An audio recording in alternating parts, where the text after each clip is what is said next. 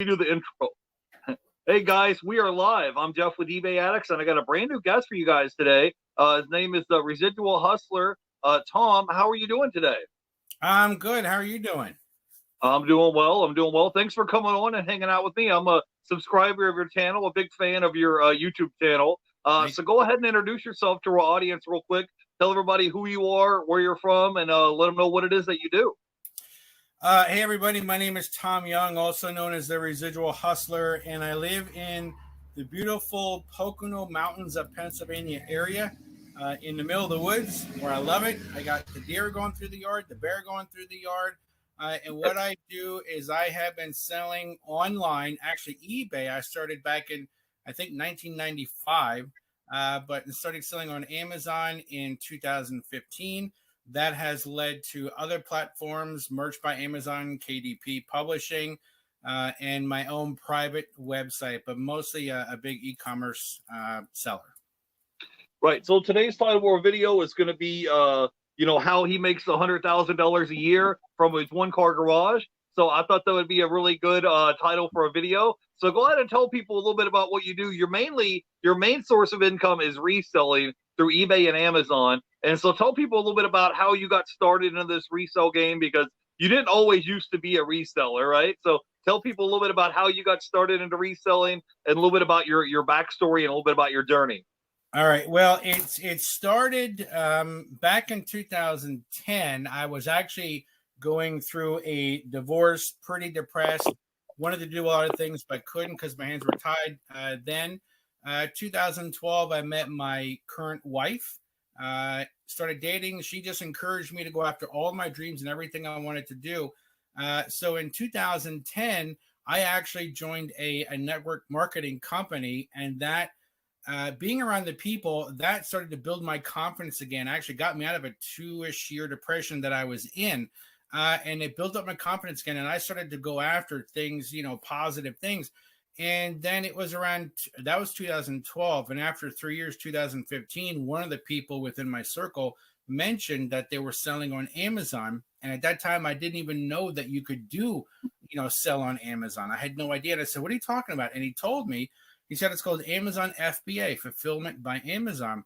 And I was like, okay, cool. So I actually researched how to do that for almost 6 months on YouTube before I even bought anything to sell. I naturally went into books because that was the easiest thing to do. You could sell a bunch of different books. I remember when I got my first sale, I actually lost $1.41. I didn't make any money. I lost money. And I thought, okay, what do I got to do? So I went back to the drawing board, learned more. I took the money that I was making from my other business, network marketing business, and I took that money and I used it to buy inventory for Amazon and started selling. And I probably for 3 years, I never took any money that I was making out of that to pay any of my bills. 2017, I went down to part-time working in my regular 9-to-5 job to concentrate more on Amazon. I keep rolling that money. And even now, I do not take any money out of my Amazon earnings to pay my bills. My wife has a good job, and I actually make what be considered a full-time income with my part-time job. But December 31st of this year, I'm leaving my 9-to-5 job and doing reselling 100% of the time as of January 1st, 2022. So that's the journey from being going through a nasty divorce, not having a penny to my name, to literally 10 years later going 100% entrepreneur, being able to be home. And keep in mind, it was never about the money. It was about having the freedom to do what I wanted to do when I wanted to do it. It was a 10-year journey, but it's happening. It's not overnight. It's, like I said, a 10-year long journey. And that's where I'm at right now. That's where I'm at today.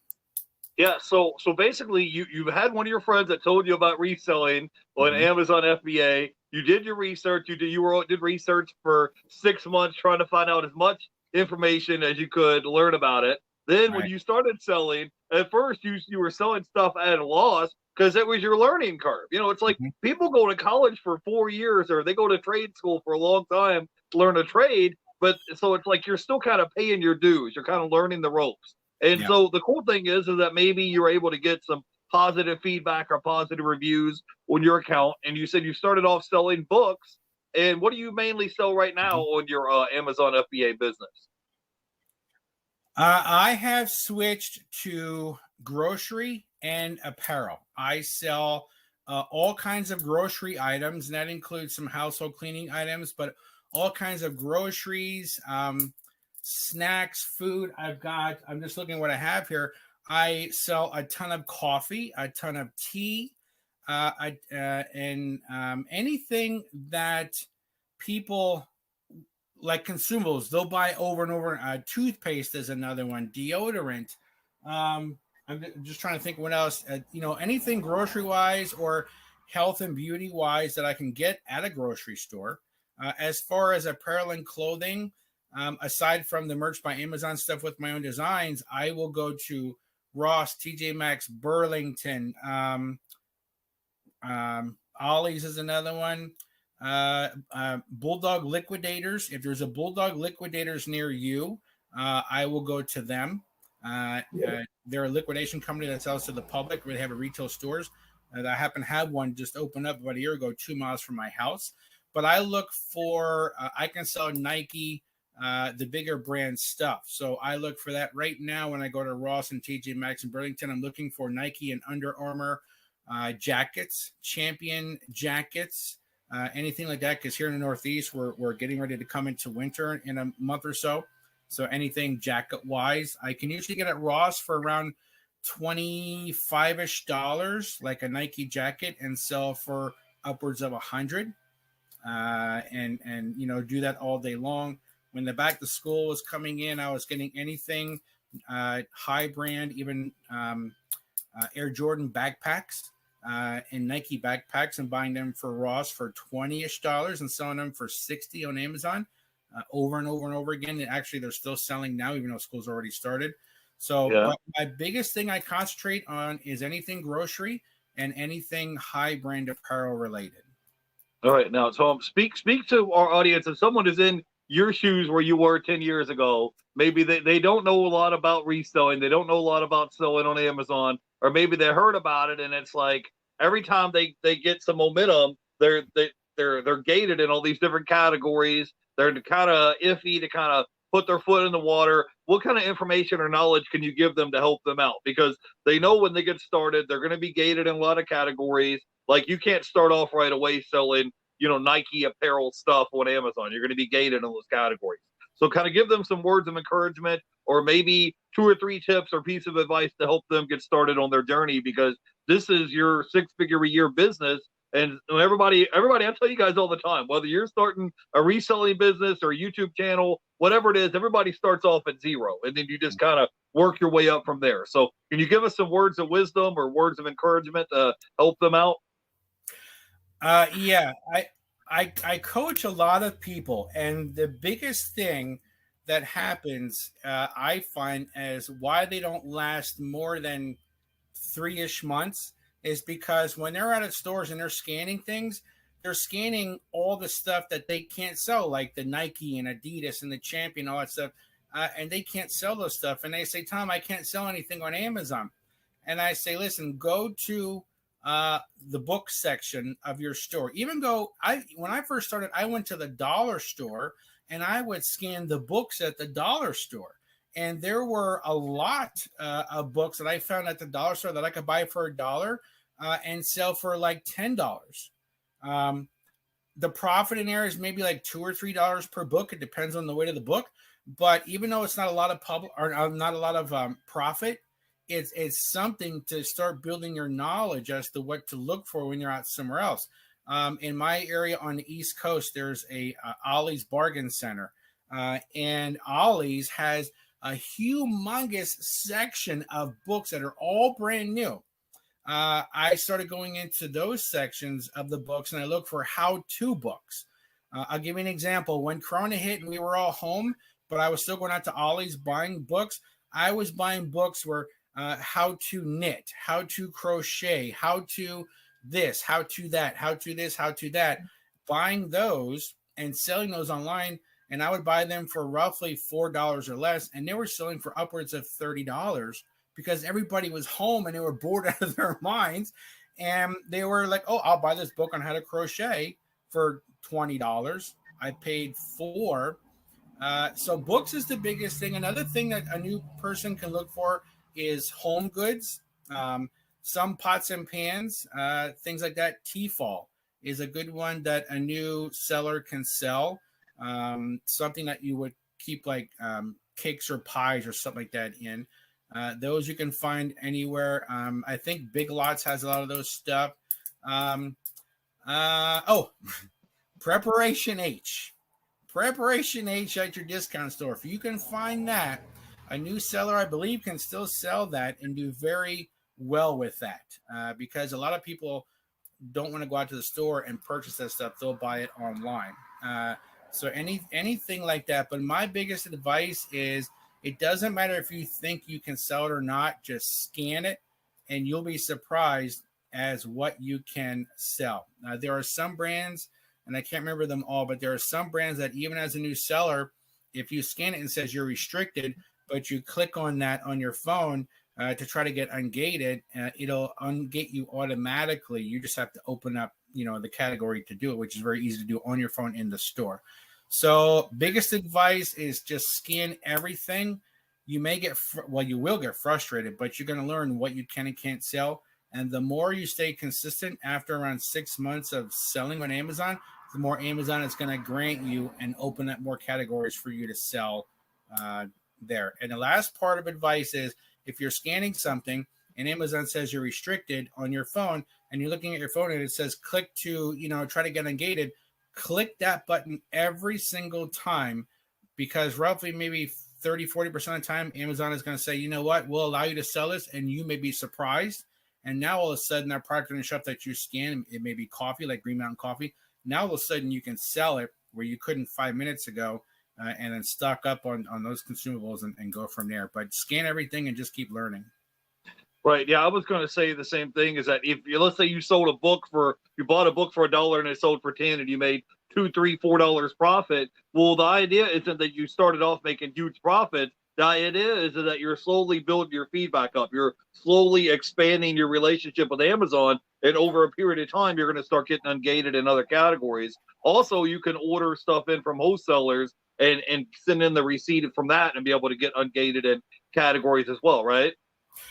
Yes, and I'm thinking about maybe giving away a source. Can I give away a source to help people do that? Go ahead. It's do what you want to do. All right. I hope no other resellers get mad at me here. Pricemaster.com will help get you ungated to sell in the grocery and topical category. Okay. I usually only give out that information to people that I'm doing consulting with.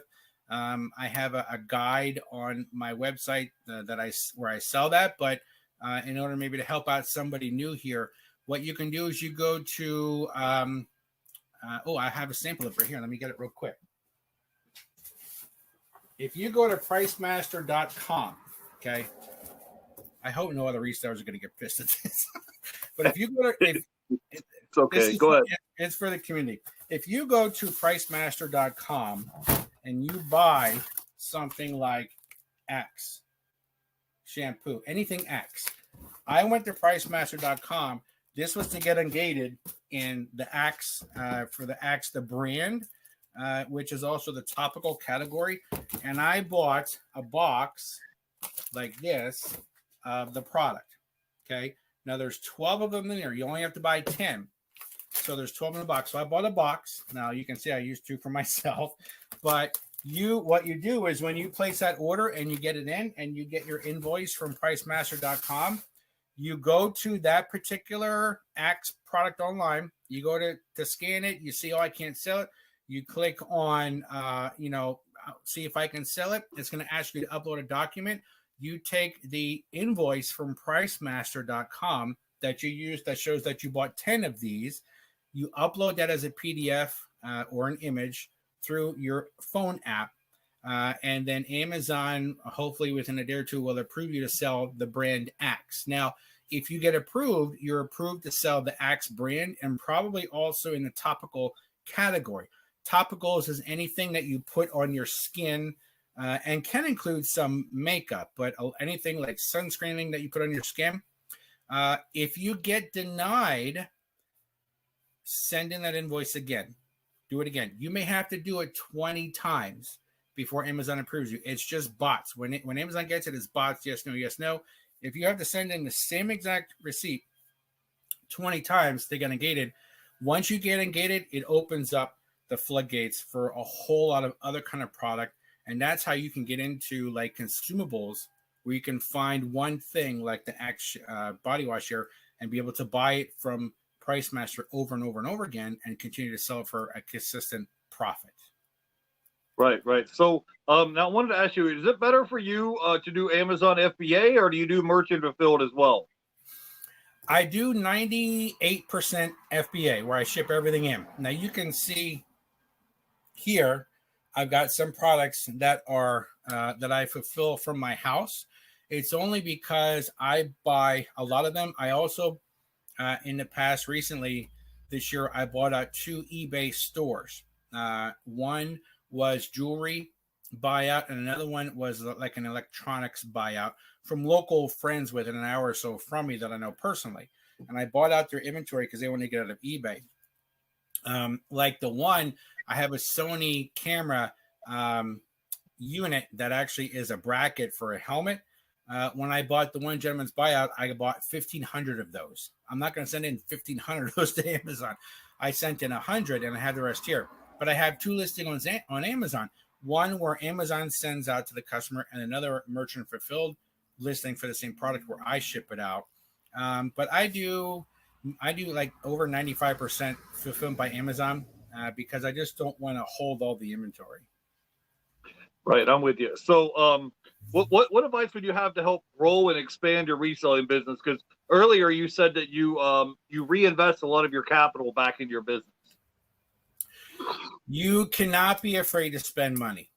You cannot be afraid to spend money. If you happen to have, now this is going to be for somebody who has some sort of discipline when it comes to a credit card. Okay, if you have a credit card where you have $1,000 available to you, after you do your research and after you see, okay, I can buy products that are going to sell, after you become more and more advanced in your learning, don't be afraid to take that $1,000 and spend that to buy inventory. I would not buy one thing and buy 100 of those. I would buy 100 different things. Okay. Because if you buy one product, and say, like I bought the what I'm looking at here, these Sony adapters where I bought 1,500 of them.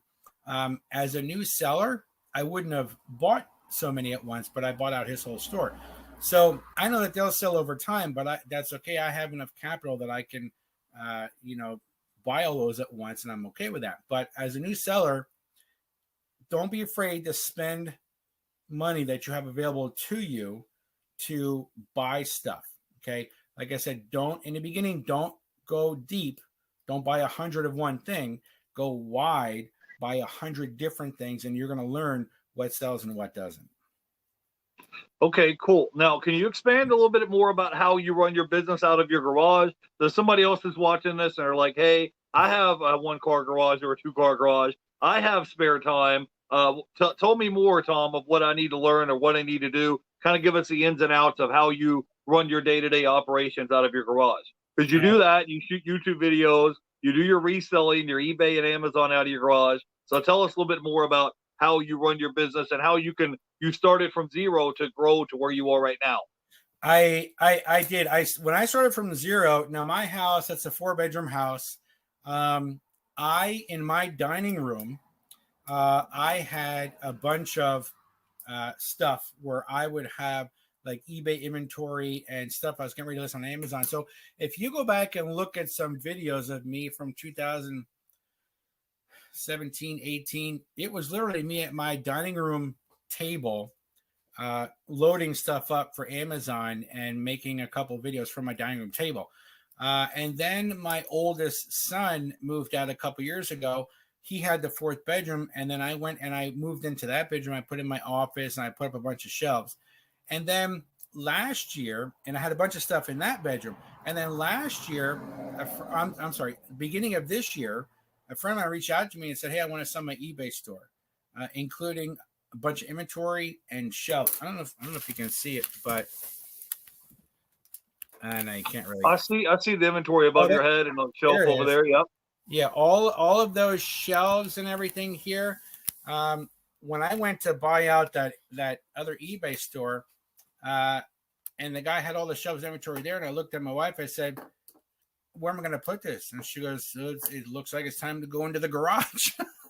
So she, I mean, that's how much support I have, is that the garage, which is one car, is where she always kept her car. And our other cars outside. So I moved into the garage here. I put up all the shelves. I created everything, my workstation, everything. And next year, my plan is to build a 2-car garage off of my house, and I've got the land to do it. And then with a loft, and then move everything into there. So, but it took, let's see, 15, 16, 17, 18, 19. It took 5 years before I even moved into my garage out of my house. So it wasn't overnight. It was a slow buildup over like a 5-year time frame. All right. Now, I wanted to get into, why is it that people call you the Residual Hustler? Tell them where that came from, because you have some other streams of income where you do all the work up front, and then you just sit back and you just collect a check month after month after month. So tell people a little bit about what your strategy is, and tell people why they call you the Residual Hustler. Where did that name come from? It actually came from a friend of mine, and I can't even think of, I can't remember who it was off the top of my head, but it was about maybe 4-ish years ago. When I was talking to a friend of mine, and they said, you do this, you do that, you do this and that. My network marketing business that I have, it's a service-based business. So when I provide a service for somebody one time, I get paid every month from that service, and most of it is anything that deals with something around the house. Okay, and in 2012, I got my very first customer with that company, and I'm still with the company today. It's almost 10-year anniversary. But in 2012, I helped a friend of mine save money for something related service-wise in her home. She's still my customer today, almost 10 years. And every month when she pays her bill, I get a small commission from that. And it's been almost 10 years. And a couple of years ago, when I was explaining to somebody, they said, "Man, you hustle all the time, and you hustle for residual income." And I'm like, "Yeah." And he's like, "You're kind of like a residual hustler." And I'm like, "That sounds kind of cool." I'm like, I wonder if the domain's available. Boom, boom, boom, boom, boom. When I go on, Daddy, residualhustler.com was available. I'm like, okay, buy it. And then I just started to create the Residual Hustler brand. So it actually came from an idea from somebody else, and I just happened to just run with it. So everything that I do now, because I used to have a bunch of separate websites, but everything that I do now is all under the residualhustler.com brand. And that's the brand that have been growing over the last few years. So that's how that name came about, actually. Yeah. Do you mind telling our audience what some of the streams of income you have that is residual? Like, for example, Tom is a published author, so he has over 100 books that's published on Amazon, and he does all the work up front. He creates this book, and then once this book is published on the website, he gets a check every month, month after month after month, for the rest of his life, as long as people are logging in and buying his books. So that's just an example of one of the things that he does. Yeah. I'll give you some forms of examples of residual income that I earn, where I do something once and get paid over and over every month. The Kindle Direct Publishing books is one. The merch by Amazon shirts is another. I don't consider Amazon FBA residual, because I have to keep putting in more work to get paid. I don't consider eBay residual either. But other services that I get paid on every month are when people pay their electric bills, when they pay their gas bills, when they pay their cell phone bills, some home automation, ID theft protection, merchant services like credit cards, like when somebody swipes a credit card. If I have their account where I help them get set up, I earn a residual income from that. I'm trying to think what else. I know that there's a couple more. Those are the main ones right now. Coming down the line shortly is going to be internet and like cable satellite type services that the company that I'm with is working on, and I'll be able to earn residual from that. So I get an actual residual income every month from all of those services. And that actually is what has helped me to literally retire from the 9 to 5 before the age of 50. I'm 49 now.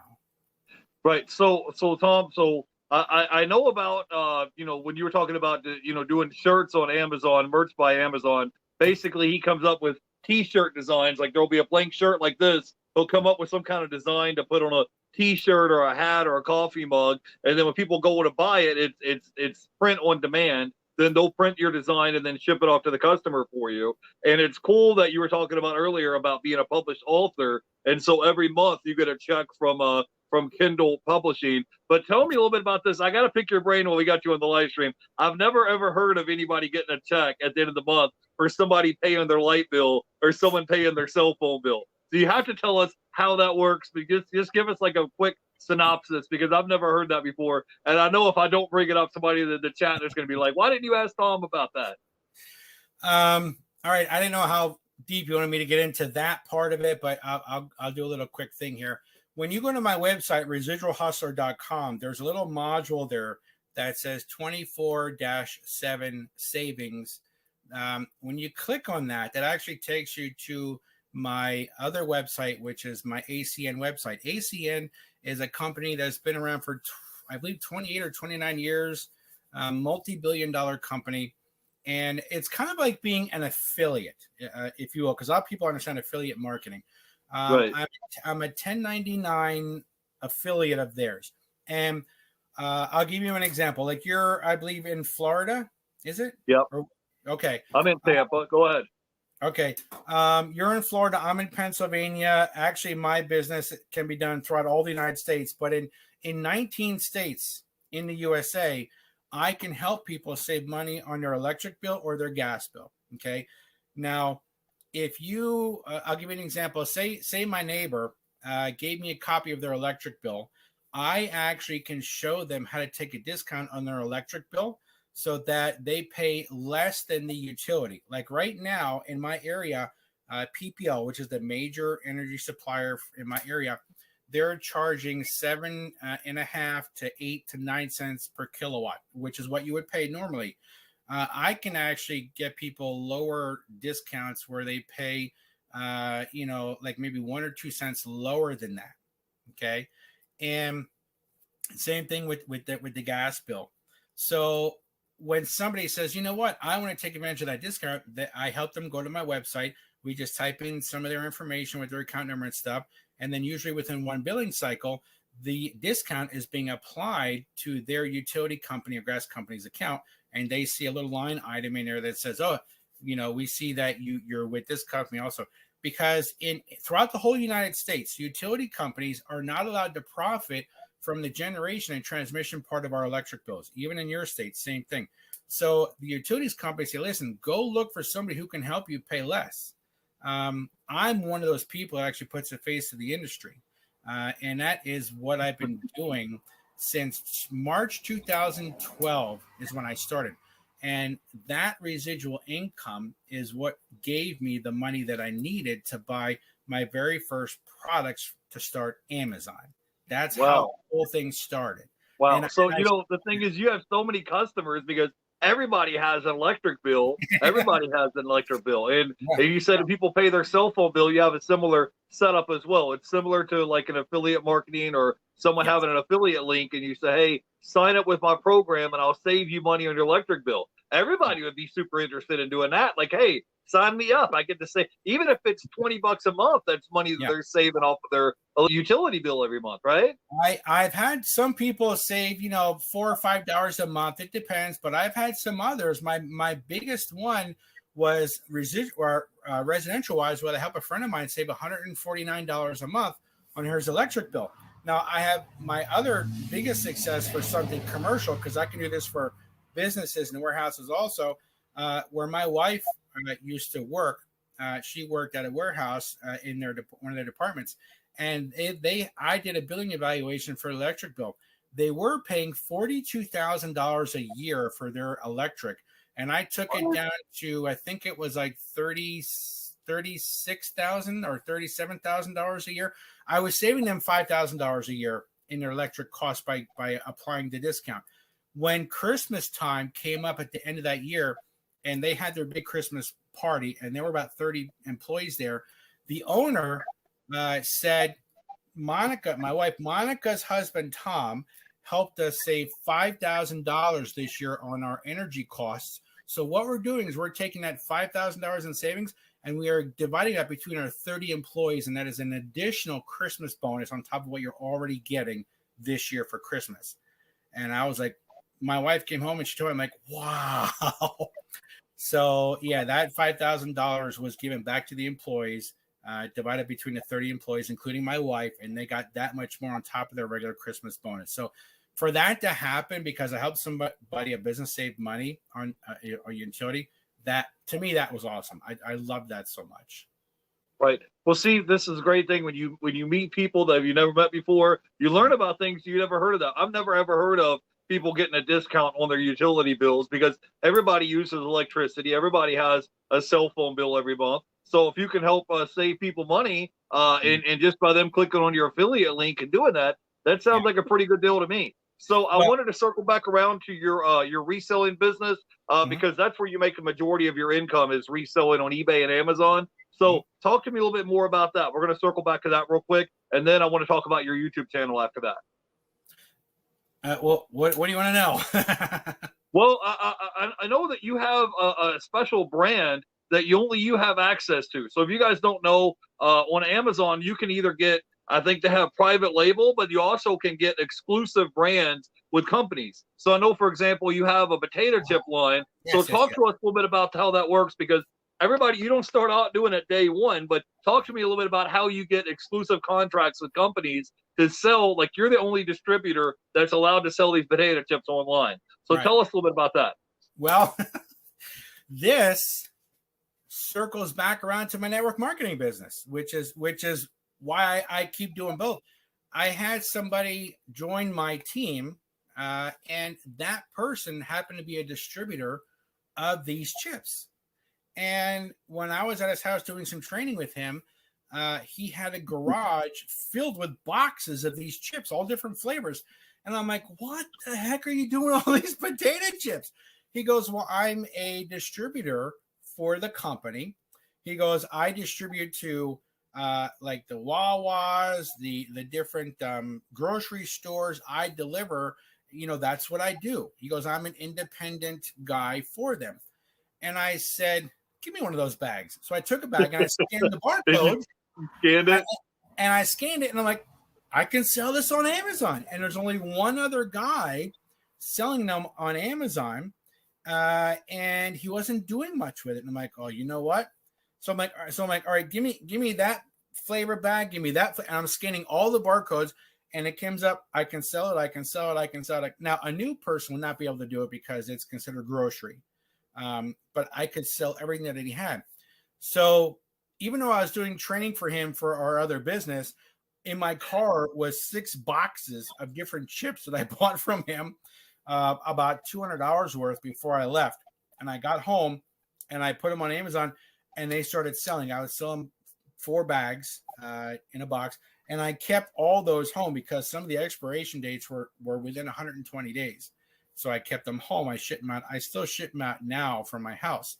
And about 2 or 3 months later, my friend got a different job working for a medical company running their warehouse. He said, I'm not going to be able to distribute these anymore.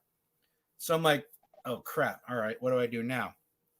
I started buying them regular retail from the local stores and selling them. My profit was cut in half, but I was still making roughly about $10 per box profit. And I'm like, I got to find a way to get these chips again wholesale. So I reached out to the manufacturer and I told them who I am. This was before I had my Shopify chip store. Okay. I created the Shopify chip store after I got permission from the company to actually do so, because they saw what I was doing.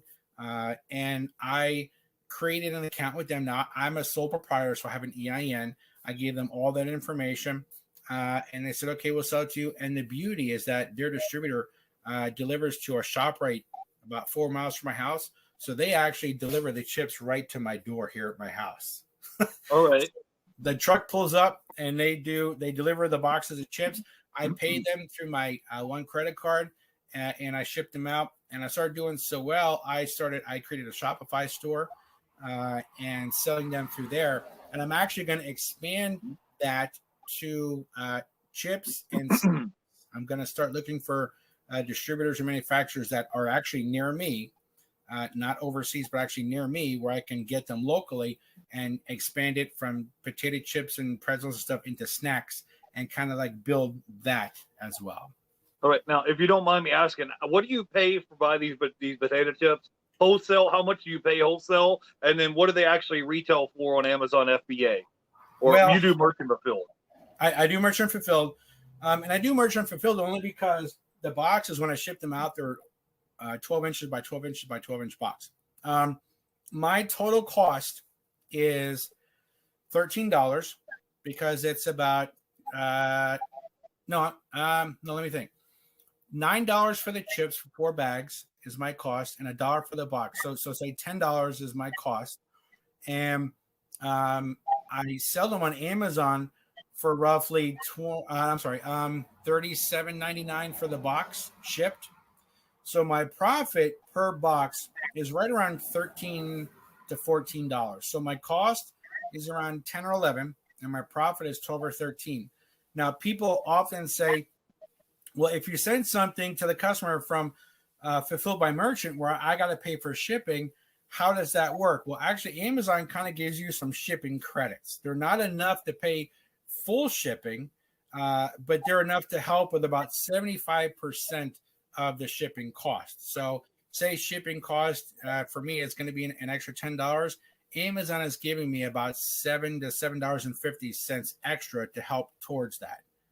So so I average about $10 to $12 profit per box, and depending on the season, depending on what's coming, like when Super Bowl comes up, 4th of July, I sell a whole lot more boxes. Sometimes I can sell 20 boxes in a day at like $12 profit each, and then ship them out by UPS. Right. That sounds like a good gig, especially if you don't have a lot of competition and, you're just not very heavy. You're shipping out bags that hit potato chips. It's not like you're shipping out, bricks or stuff that's really heavy or really cumbersome to ship out. So I wanted to talk box.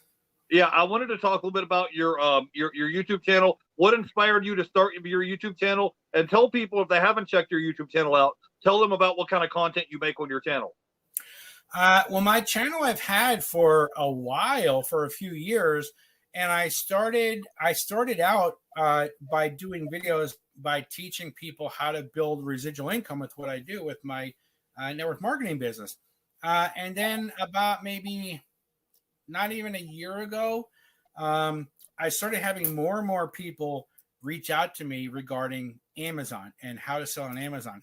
And I learned from my other business where if people are asking you the same question like 2 times or 3 times, and multiple people asking you the same question, if you get asked the same question 3 or 4 times, then you need to like make a video on that and upload that and put it somewhere. So when somebody Facebook messaged me and says, what is this? What is that? I can just direct them to a video and I don't have to keep explaining myself over and over and over again.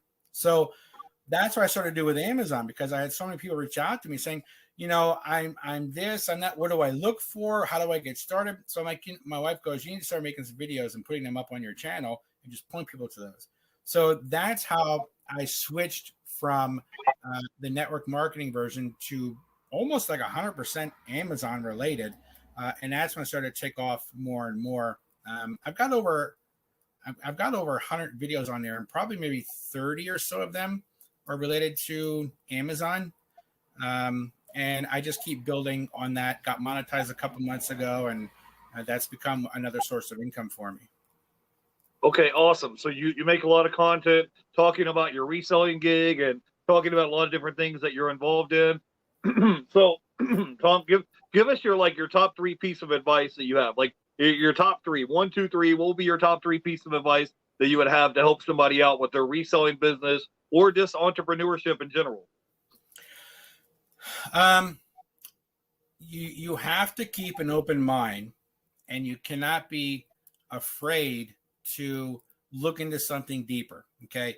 You have to be willing to, look at something, and instead of looking at it going, oh, that looks like a scam, you got to be able to open up your mind and think, how does that work? Read books on different things. Now, I'm not a huge reader of books. I can't sit down for hours and read, but I can sit down for hours and watch educational videos on how to do network marketing, how to do Amazon, how to do eBay, and you kind of decipher, what's good content and what's not.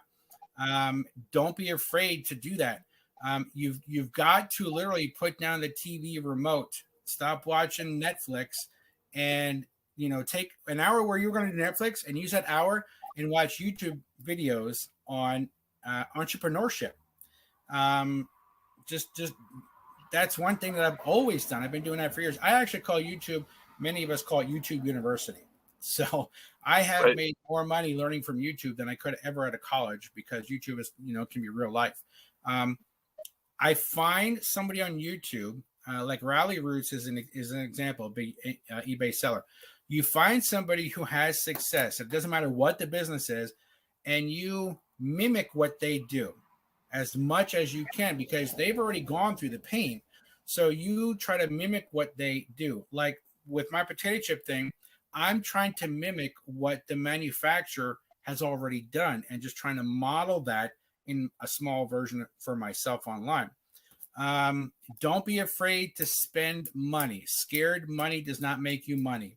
If you get a Christmas bonus at work and say it's $100, don't take that $100 and go out and buy some new sneakers. Take that $100 and use it to buy inventory for Amazon or eBay. Okay. There's a reason why broke people are broke. If you get a $500 bonus, you're buying Jordans.